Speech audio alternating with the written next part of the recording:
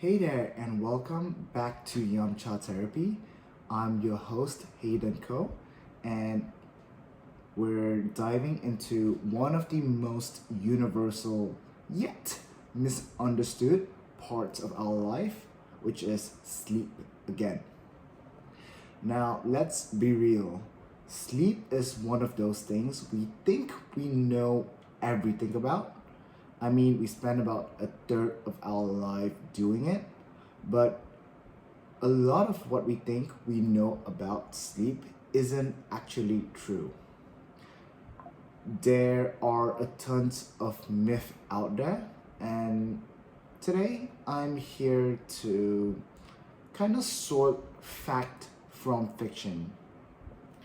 So, have you ever told yourself, I'll just catch up on sleep this weekend? Or, though I can totally survive on 4 hours of sleep, I'm built different. Or maybe you believe that a glass of wine before bed is the key to sweet dreams. Trust me, you're not alone, and many would fall for a few of these too. But here's the thing, while these myths might sound comforting or even logical, they can seriously mess with your sleep and your health too. So today, we're busting about 5 of most common sleep myths with a mix of science, stories, and practical tips. Whether you're listening on your morning walk, or during a chill evening at home, or ironically while trying to fall asleep, this episode is for you. So let's get started. Mm-hmm.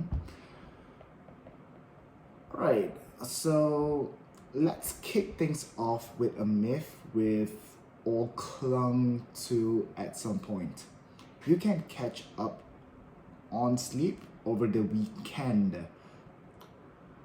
If you ever stayed up late working, studying, or let's be honest, like binge watching your favorite show and thoughts, no worries. I'll sleep in on a Saturday and be good as new. Yeah, same here. But let me tell you, this one's a tough pill to swallow because science says nope, that's not how sleep works. Here's why. Sleep isn't like saving money in a bank. You can't just stash a few extra hours on the weekend to make up for what you lost during the week. Sleep is more like eating. You need it constantly, and skipping it has immediate and long-term effects. If you miss meals all week and then binge eat on Sunday, you're still going to feel pretty awful, right? When you don't get enough sleep during the week, you accumulate what's called sleep debt. And this debt affects more than just your energy level. Studies show that even one night of sleep deprivation messes with your brain ability to focus, process emotion, and make decisions. Long-term sleep debt? That's where things get crazy.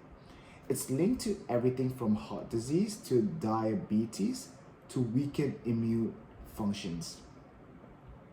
Now, I know what you might be thinking, but I feel so much better after sleeping in.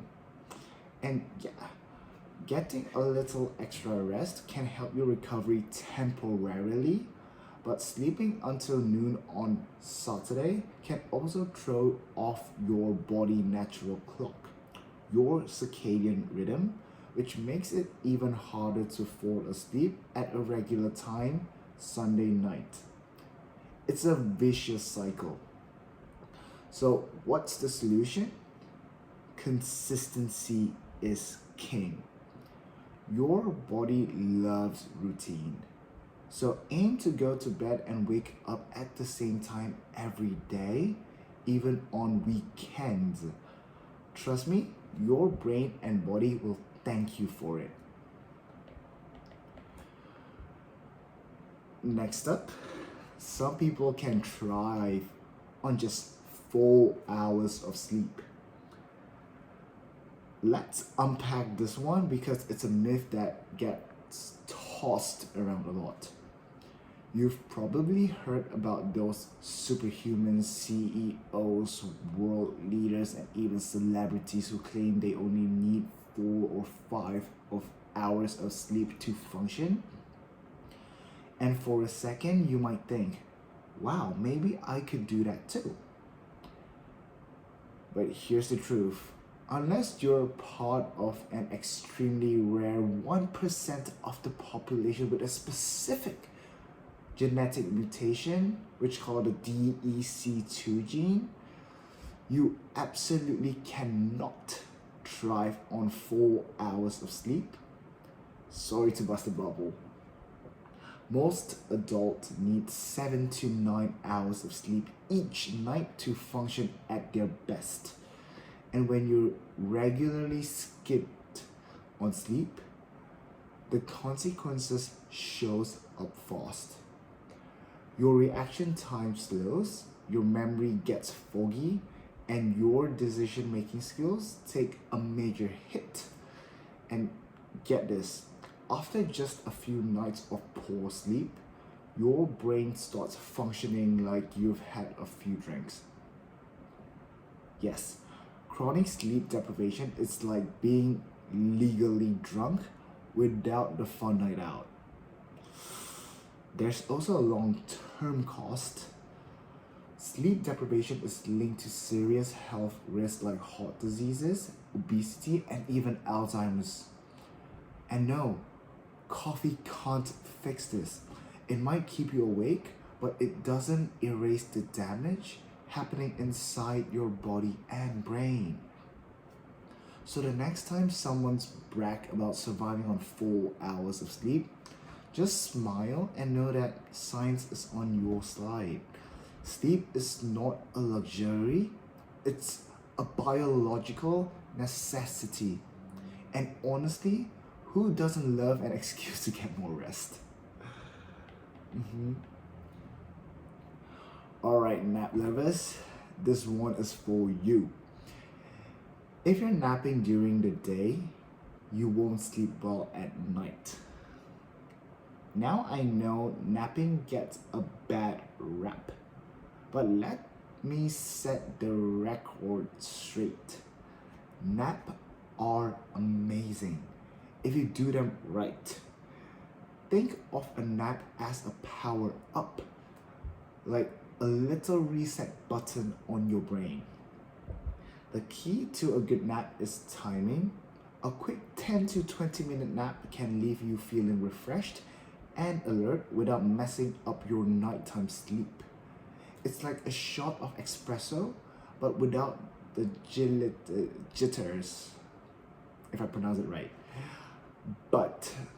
And this is important, if you nap for an hour or more, you risk waking up during deeper stages of sleep, which can leave you feeling groggy and disoriented. That grogginess, it's called sleep inertia, and it's not fun at all. Another factor is when you nap. You snooze too late in the afternoon, you might have trouble falling asleep at bedtime. So aim to nap earlier in the day, around mid-morning or early afternoon is ideal. And hey, if you're one of those people who feels guilty about napping, don't be. Studies show that short naps can boost productivity, improve memory, and even enhance creativity. Just don't let it turn into a 3-hour marathon. So let's talk about nightcaps. The myth is a drink before bed helps you sleep better. Here's the deal. While alcohol might help you fall asleep faster, it's terrible for the quality of your sleep. Alcohol suppresses REM sleep, the stage where your brain processes emotions, consolidates memory, and dreams. Without enough REM sleep, you're likely to wake up feeling groggy and unrefreshed. It gets worse. Alcohol is a diuretic, which means you're more likely to wake up in the middle of the night needing the bathroom. Plus, as your body metabolizes alcohol, it can cause disruptions that pull you out of deep sleep stages. So, even if you're technically asleep, your body isn't getting the restorative benefit it needs. If you're looking for a better bedtime drink, try herbal tea or warm milk. It might not sound as glamorous as a glass of wine, but trust me, your sleep will thank you. Finally, let's bust a myth that affects a lot of people as they age. Older people need less sleep. This one is tricky because it's based on a little bit of truth. As we get older, our sleep patterns do change. It might take longer to fall asleep, and we might wake up more often during the night. But here's the key. Older adults still need 7 to 9 hours of sleep, just like younger adults. The problem is that many older people experience conditions like insomnia or sleep apnea, which make it harder to fall asleep.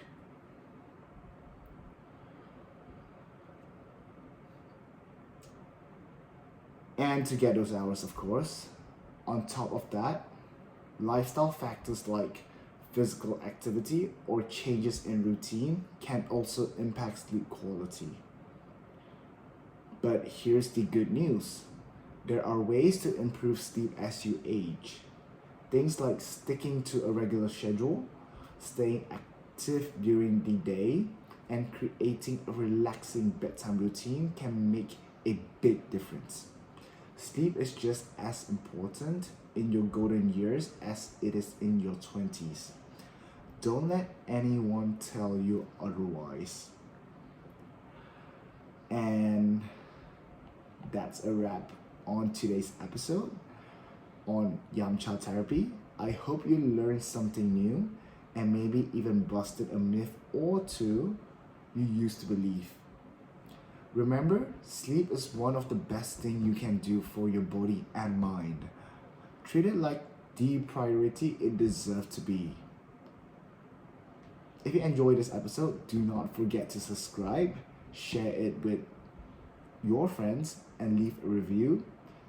And hey, if you have any sleep myth you want to tackle in future episode, drop me a message. I'd love to hear from you. Until next time, sweet dreams.